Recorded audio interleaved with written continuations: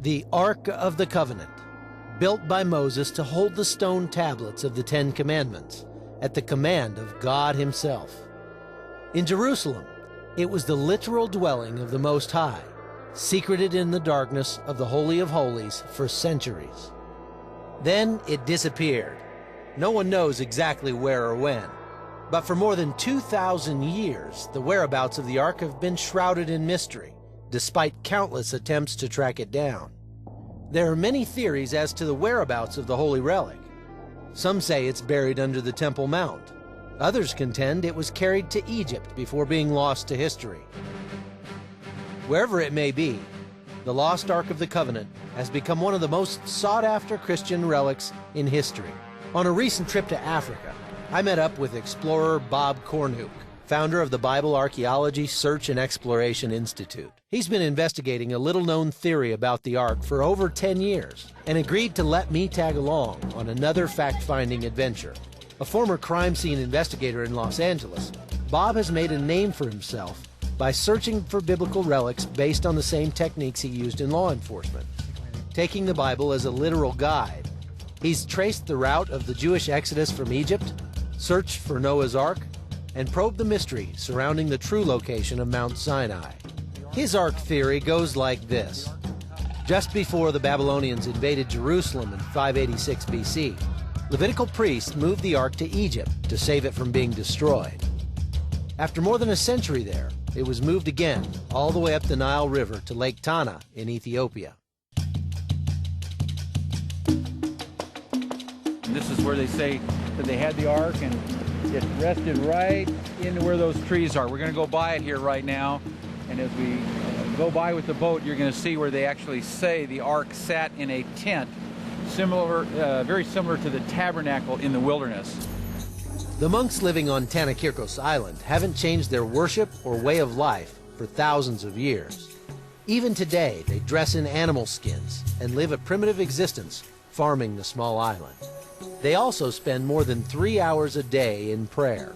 The monks showed us relics that they say arrived with the Ark. So these implements were said to be brought with the Ark from Solomon's temple. And this is the gomer that sits down. They put the blood in it, and then they would sprinkle the blood upon the Ark. According to these men, their ancestors safeguarded the Ark here for 800 years. In that time, Ethiopia became a Christian nation, and after that, the king came and retrieved the Ark and took it to Axum, where we're going next. The city of Axum in northern Ethiopia was once the capital of the kingdom.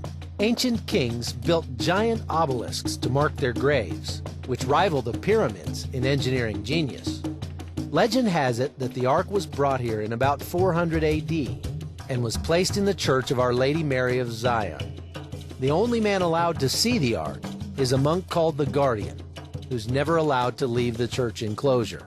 It's like a bunker. It's made out of cinder blocks, and they tell me that as you go in that door, that there's a corridor that goes to the left, then there's a corridor makes a sharp right turn, and then another sharp right turn coming back to where what they claim is the Ark of the Covenant, sitting in a big stone sarcophagus box with a silver ornate inlaid sleeve. So people say, why doesn't someone go in and get it?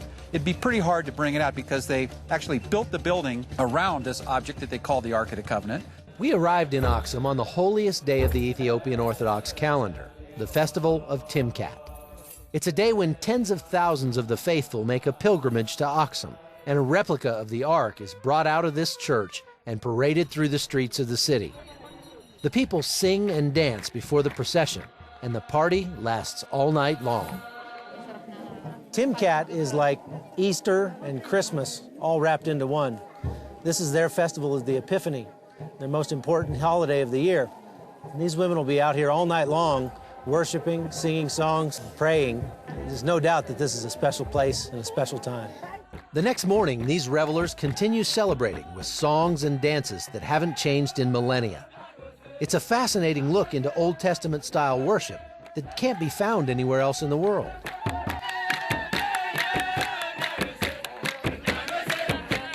At the end of the day, there's no way to know for certain if the Ark is here or not. But one thing is for sure, there's no doubt whatsoever in the minds of these Ethiopian Christians. Do I personally believe it? I don't know. I believe they either have the actual Ark of the Covenant mentioned in the Bible, or they have a replica that is so convincing that they've believed it to be the Ark of the Covenant for more than 2,000 years. Chuck Holton, CBN News, Aksum, Ethiopia.